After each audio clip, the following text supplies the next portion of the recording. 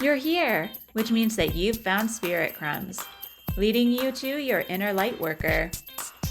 I will be sharing how these tiny little hints from the universe have led me to where I am today. I hope that by hearing my story and the stories of others, you'll pick up your own spirit crumbs along the way that will lead you to somewhere magical. Thanks for coming along for the journey. Let's see where it takes us. Hello, and welcome to another episode of Spirit Crumbs. I am your host, 𝗧𝗵𝗲, and I am an artist and a healer. This week, we're continuing with the Artist's Way, and we are at week 7, recovering a sense of connection. This episode is about our connection to our dreams and to the universe, more so than with other people. And it starts out with a section on listening. In this section, she talks about how the morning pages and our artist dates are a way of us like honing in on that connection, because it's time just for ourselves and with the express purpose of exploring our feelings, exploring what's going on in our minds, and really giving ourselves the space to do something that lights us up. By doing this, it helps us to hear past the censor that we talked about earlier in the book, our ego that tries to tell us that we're bad at things or that we are wasting our time, and also reminds us that art and creativity is not so much trying really hard to think up an idea, but really being open to receiving and downloading that idea. So being quiet, being still, writing in the morning pages, those are all things that help us to be more of a conduit than a creator. And that's a point that she makes that she really talks about a lot in this chapter, how we're not really the ones who own the idea. We're just the ones who are the conduit for it. So we're the ones who are letting it flow through us, and we're the ones taking action on that idea. So it's really the medium or whatever the creative outlet is that's taking the lead, and we're just kind of dropping into the stream of inspiration in order to make it a reality.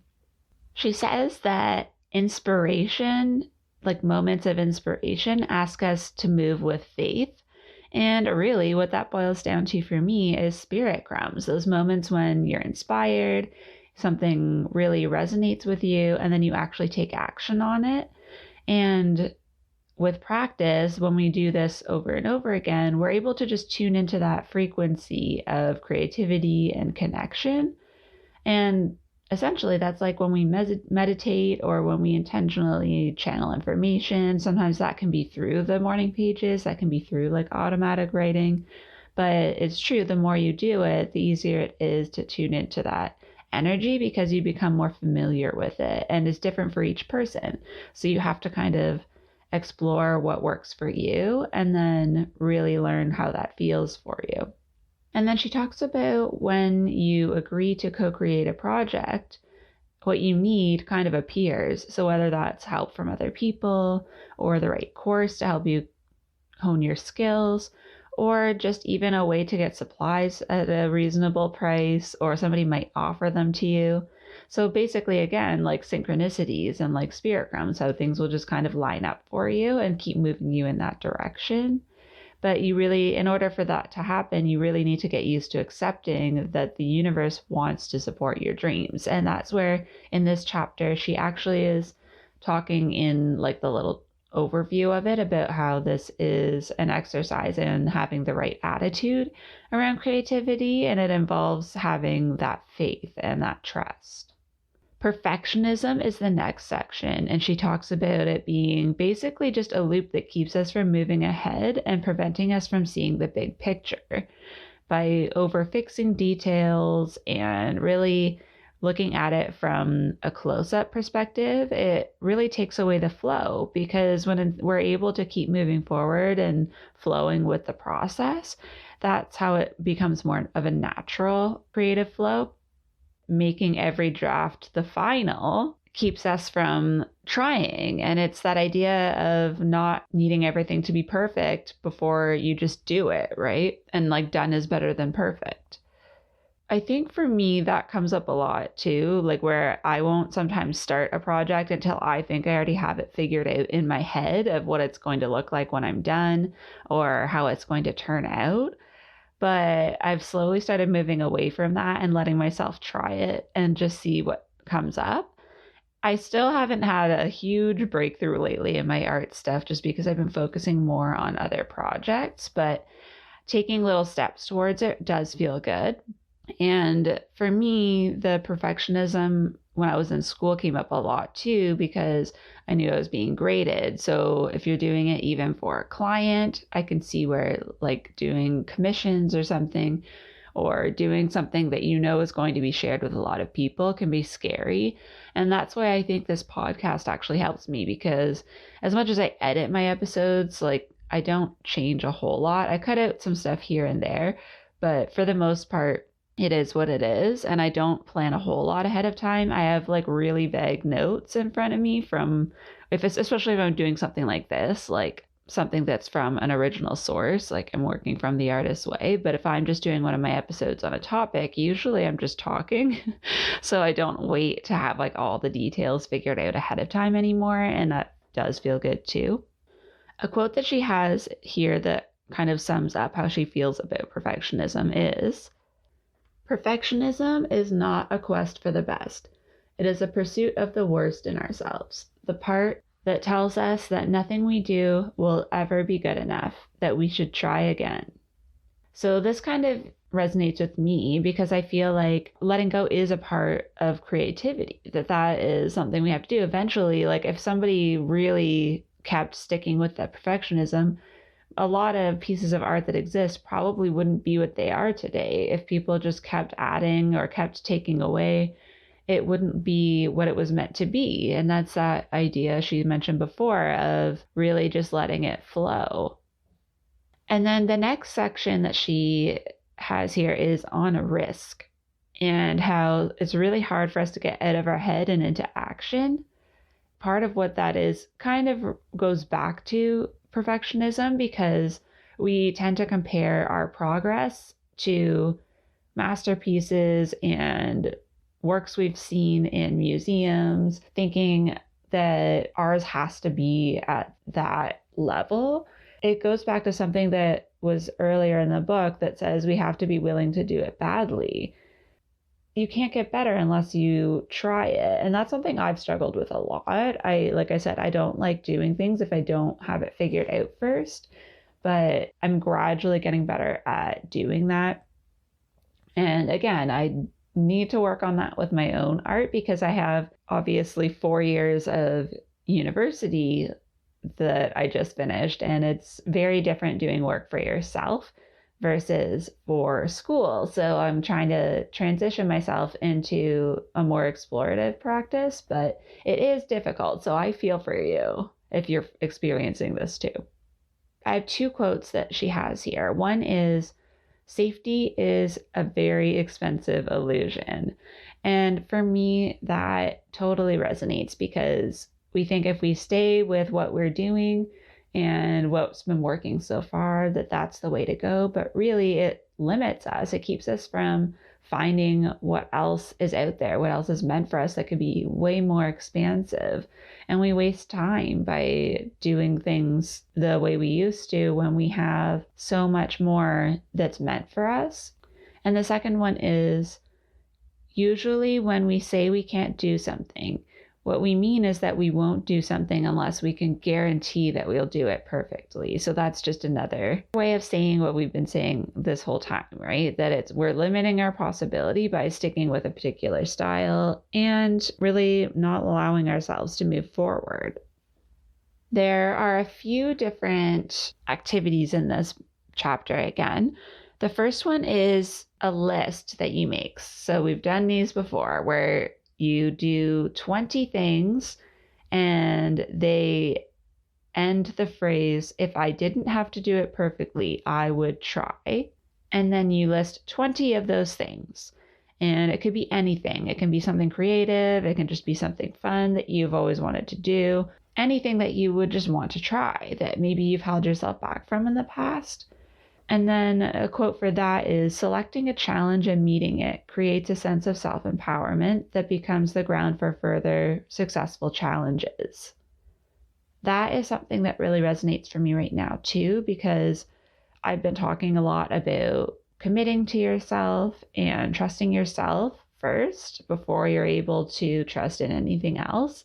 And so if you're making this commitment to go through the artist's way and you're really committing to finding some sort of creative outlet, then this challenge of like selecting something from that list, maybe something that you haven't tried before, would be a good place to start, of just challenging yourself to do it and then following through so that you can feel really good about completing something that you promised yourself. Jealousy is the last section here, and it says that jealousy is a map. So it's telling you that you're feeling fear because something you haven't done yet or something you want to do is being shown to you, and it's a reminder that you really are scared to do it. For me, jealousy has turned into more of like a way of finding what lights me up and what really makes me want to do better or makes me want to try new things. Something else that's come up a lot is that it doesn't make sense to be jealous when there are so many people doing the same thing. So when you see someone doing something and you think like, oh, I wish that could be me, it's like, well, it could, because we all can do whatever comes to us, right? Whatever inspires us is what we're meant to do. You know, we have to kind of figure out for ourselves what it is we're being jealous about, or what is triggering that jealousy, so that maybe we can find out what we actually want to explore more. So that could help us with our list, even of like what we want to try, but we're afraid of doing it imperfectly. And the way that she describes doing a jealousy map is to have 3 columns, to have who, why, and then action. So you can maybe write down who triggered you, or like what the trigger was, why you think it triggered you, like what it is about that is upsetting you or that you're jealous about, like whether it's what somebody is wearing or the position they have at work, whatever it might be. And then the action column is for you to decide what actions you need to take in order to relieve that jealousy. So if you're jealous of the fact that somebody just finished their first book and you know that you want to write a book, then an action would be starting to write an outline or brainstorming ideas, or starting, if you already have started something, getting back to it and really just spending some time with it, whether that's, again, like brainstorming or just sitting down and writing more often, creating that space for it. Another exercise is called archaeology, and it's another one where I'm going to say the phrases and you'll complete them either in your head or writing them down. And you can pause them if you want to come back to them, but it's kind of nice to at least allow your brain to think the first thing that comes up for you. So complete these phrases. As a kid, I missed the chance to. As a kid, I lacked. As a kid, I could have used. As a kid, I dreamed of being. As a kid, I wanted a. In my house, we never had enough. As a kid, I needed more. I am sorry that I will never again see. For years, I have missed and wondered about. I beat myself up about the loss of. And then there's another section here that's more positive. So instead of just looking at what we maybe missed out on, looking at what's good that you have to start with when you're building something new for yourself. So we're building like a new phase for ourselves of being more present and really being more connected, again, with the theme of the episode, being more connected to our dreams and making them happen. So now you can finish these phrases. I have a loyal friend in. One thing I like about my town is. I think I have nice. Writing my morning pages has shown me I can. I am taking a greater interest in. I believe I am getting better at. My artist has started to pay more attention to. My self-care is. I feel more. Possibly my creativity is. And that is the end of the chapter. I know this one's a bit shorter, but it is honestly not my favorite one because I feel like it repeats a lot of things from previous chapters, but I do like the categories that she brings up because I think even just knowing what those are kind of give you a guideline for how to maybe shift your attitude that's been coming up around these things. Because like, if you think about it, like jealousy, risk, perfectionism, listening, those are all things we can work on. And those are ways that show us what we're not really using to our best ability, right? Like if we're not taking the risks we need to take, if we're not listening to what's coming in for us, if we're asking for answers and not taking the time to listen, and if we're really having these bouts of jealousy and we're allowing it to hold us back instead, or give up instead of pushing through that, those are all just things that we can see and say, okay, yeah, you know what? These are all showing me areas that I need to expand more instead of allowing them to make me want to contract and go back into my old habits. And so this week's tasks are: make this phrase a mantra. Treating myself like a precious object will make me strong. So she's saying to make this look really nice, like make it into, like you can do like a watercolor and like write it really fancy or whatever. But the main thing is really feeling into what that means, which is telling us not to be hard on ourselves, because that's not going to make us stronger. Beating ourselves up doesn't make us feel like we want to move forward. That's what creates more need for perfectionism, right? And for doing things a certain way.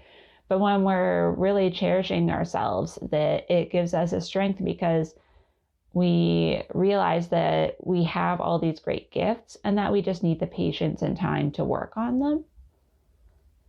And then task number 2 is give yourself time to listen to one side of an album just for the heck of it. And obviously, not all of us have albums now, not all of us have CDs, but even just finding a playlist that you enjoy and just listening to it all the way through without skipping songs or doing other things.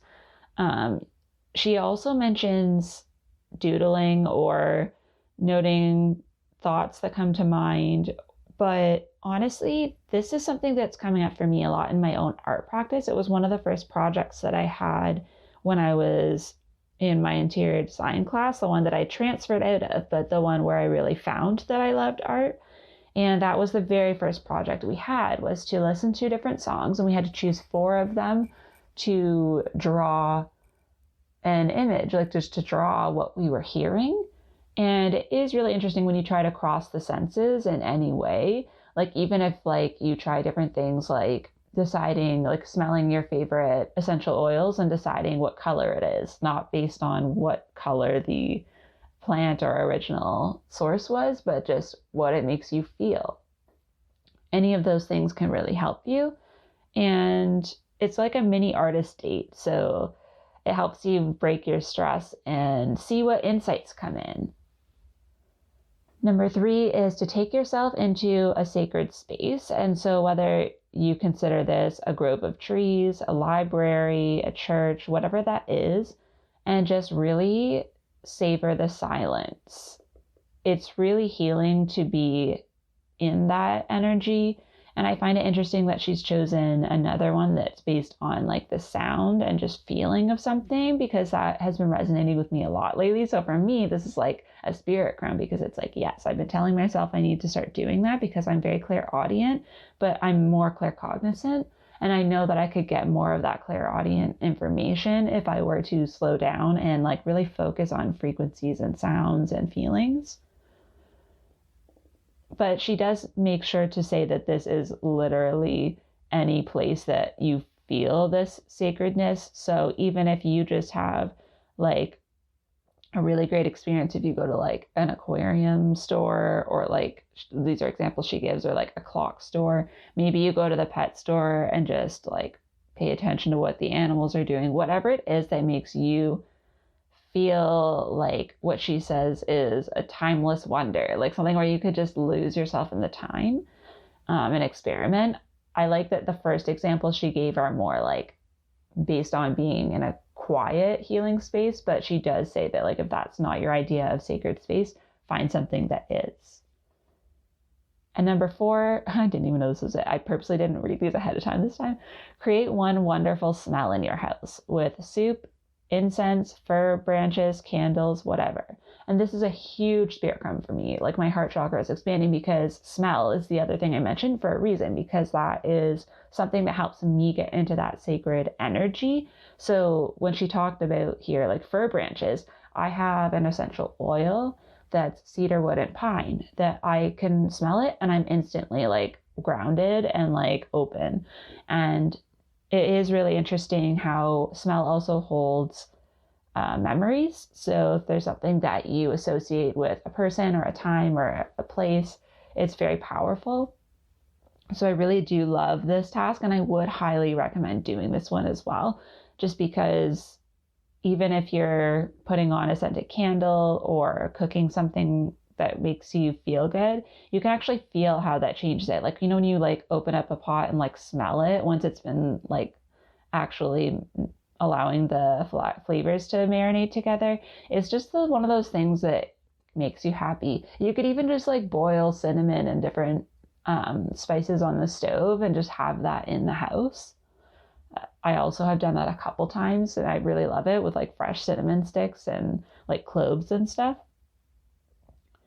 And then number 5 is to wear an item of clothing that is like your favorite, even if it's really dressy, but for no special occasion. Like just put it on for a day at home, or just when you're doing stuff for work or around the house, or even if it's just for a nice dinner, like just dressing up for no reason.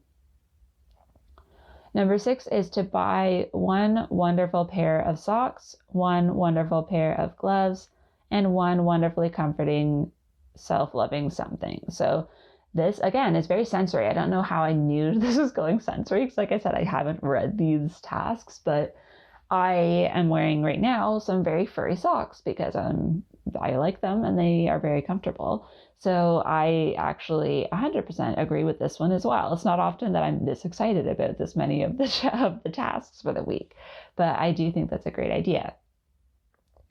And then collage. It says to collect a stack of at least 10 magazines, which you will allow yourself to freely dismember.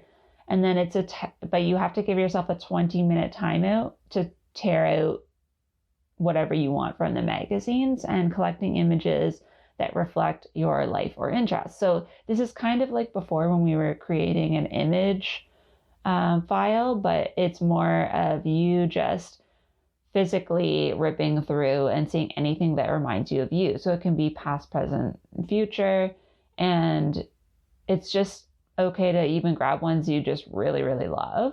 But she says to like really keep pulling until you have a good stack of images. So do it constantly and don't take too long on each one. And then after that, arrange them into a way that pleases you. And so this is really fun just for no reason. So it's not even necessarily like a vision board, what we were talking about in another episode. This is more just to make it look nice and still resonate with you, so you have a personal attachment to it. And so for me, this is like the clairvoyant part. Like this is the view, like the vision part, right? Like we've done we've done the sound, we've done the smell, which could be a taste if you eat whatever you make if you're cooking, and then the feeling by having like the nice feeling things, and like the clothing.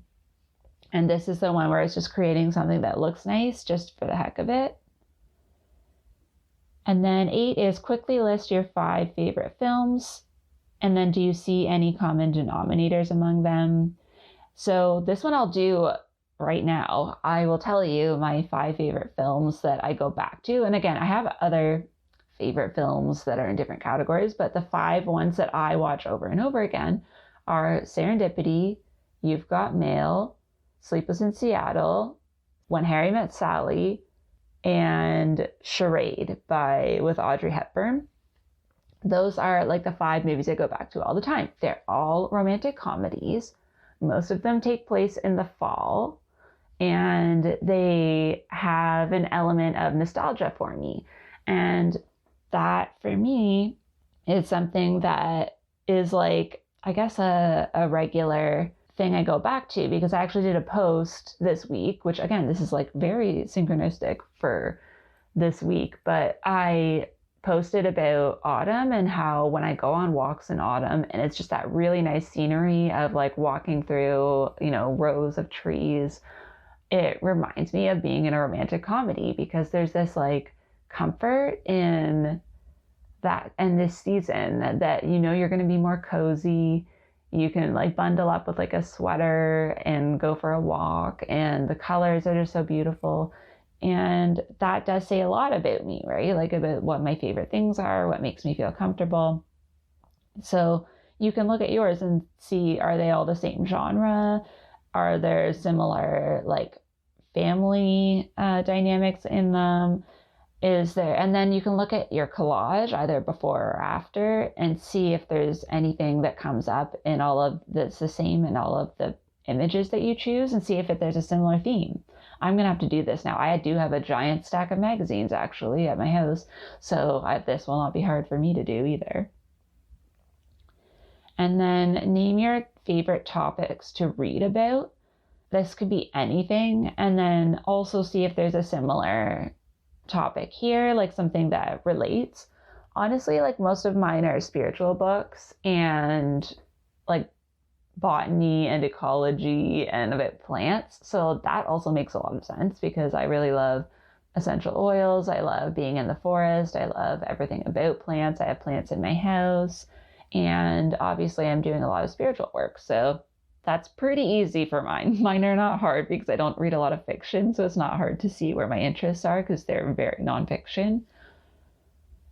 And then give your collage a place of honor. Even if it's a secret place of honor, that's fine. But somewhere that's yours that you can return to. And you can also change it up every few months. And you can make it more into something that you're trying to accomplish. Like you can make it around a goal later on, but the first one that you do needs to be just random. I used to have one that was on the back of my closet door when I opened it, and I found that really helpful. So for the check-in, there's always the question if you've done your morning pages. And this week asks if you've allowed yourself to daydream with a few creative risks. And are you coddling your artist with some childhood loves, like some things that are fun? I did my artist pages mostly, but I haven't done them in the last couple of days because I haven't been at home. So I'm going to have to get back in that routine. Did you do your artist date this week? You know what? I actually did a really different artist date last week, where I knew I was coming to visit my brothers first and then my parents. And I was trying to think of what I could bring for them. And I go on a walk, as you know, like every day. And there's a brewery that I pass all the time. And I didn't even know it was there, honestly, until I started walking. And I've lived in this city for 5 years. So it's new, like it's newer, but still, I didn't know it was there. And I was like, you know what? I'm not a beer drinker at all, but I'm going to choose cans for them and then go pick them up myself. And so I actually did that. I went online, I picked them out. I called the store to make sure they'd be there. And then I walked over and picked them up and brought them to them. And it felt really nice to just do something for other people that was just part of my time on my own. And it was a different experience having like a destination on the walk, but something to look forward to. I also discovered that they have a really cute bar there, and I'm pretty sure they do coffee. So maybe sometime I'll go there to do my brainstorming and do some work. But yeah, she always asks other questions. I don't always share them with you because they're just like what we've already been talking about. But she asks if you have experienced any synchronicity, which she asks, I think, every week. And that's something I'm so aware of usually that I don't think of asking myself. And then were there any issues that I guess like prevented you from moving forward with this process, and then describing them. So those are things you could write about in your morning pages if they're coming up. Like if there's something that keeps you from doing the morning pages, you could really look at that too. I also am very flexible with myself because I'm very, very good at sticking to my routine when I'm at home. So if it's for a matter of a few days here and there, I actually do get back into the routine fairly easily. But I would love to hear what you guys thought of this week because, like I said, it's not my favorite, but we'll see what you guys feel about it. And I really do hope you do start taking more risks and try some of those activities because I actually really love these. That's one thing I do actually love about this chapter. Thank you so much for joining me on another episode of Spirit Crumbs. You can find me on Instagram for this podcast at Spirit Crumbs. Or you can also find me at Concrete and Crystals for my own spiritual offerings and more tidbits about my own journey. Thank you for listening, and we'll see you in the next episode.